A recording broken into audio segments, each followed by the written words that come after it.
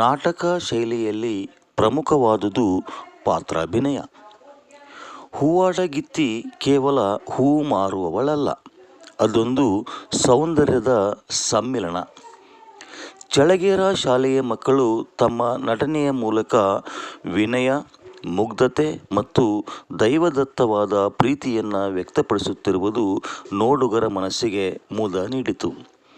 3ನೇ ತರಗತಿಯ ಪಾಠ ಹೂವಾಡಗಿತ್ತಿಯ ಅಭಿನಯವು ಅನುಭವಾತ್ಮಕ ಕಲಿಕೆಗೆ ಪ್ರೇರಕವಾಯಿತು. ಒಟ್ಟಾರೆಯಾಗಿ ದೃಶ್ಯವೈಭವ ಮತ್ತು ಭಾವನಾತ್ಮಕ ಸಂದೇಶದ ತಿರುಳನ್ನು ನಾವು ನೋಡುತ್ತಾ ಆಸ್ವಾದಿಸೋಣ. ಹೂವಾಡಗಿತ್ತಿ ಹಾಡುತ್ತಾ ಬರುತ್ತಿಹಳು, ಘಮ ಘಮ ಹೂಗಳು ಬೇಕೆ ಎನ್ನುತ್ತಾ ಹಾಡುತ್ತಾ ಬರುತ್ತಿಹಳು.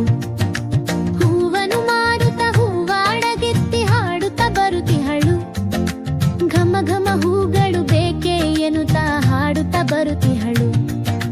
ಬಿಳುಪಿನ ಮಲ್ಲಿಗೆ, ಹಳದಿಯ ಸಂಪಿಗೆ, ಹಸುರಿನ ಹೊಸ ಮರುಗ ಹಾಕಿ ಕಟ್ಟಿರುವೆ ಬೇಕೆ ಎನ್ನುತ್ತಾ ಹಾಡುತ್ತಾ ಬರುತ್ತಿಹಳು.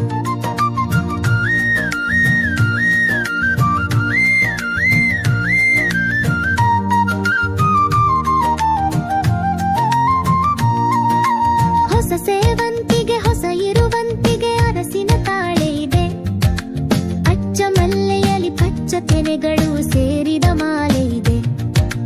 ಹೊಸ ಸೇವಂತಿಗೆ, ಹೊಸ ಇರುವಂತಿಗೆ, ಅರಸಿನ ತಾಳೆ ಇದೆ, ಅಚ್ಚ ಮಲ್ಲೆಯಲ್ಲಿ ಪಚ್ಚ ತೆನೆಗಳು ಸೇರಿದ ಮಾಲೆ ಇದೆ. ಕಂಪನು ಚೆಲ್ಲುವ ಕೆಂಪು ಗುಲಾಬಿ, ಅರಳಿದ ಹೊಸ ಕಮಲ, ಬಿಳುಪಿನ ಜಾಜಿ, ಹಳದಿಯ ಜಾಜಿ, ಅರಳಿದ ಬಲು ಕಮಲು. ಹೂವನು ಮಾರುತ್ತಾ ಹೂವಾಡಗಿತ್ತಿ ಹಾಡುತ್ತಾ ಬರುತ್ತಿಹಳು, ಘಮ ಘಮ ಹೂಗಳು ಬೇಕೆ ಎನ್ನುತ್ತಾ ಹಾಡುತ್ತಾ ಬರುತ್ತಿಹಳು.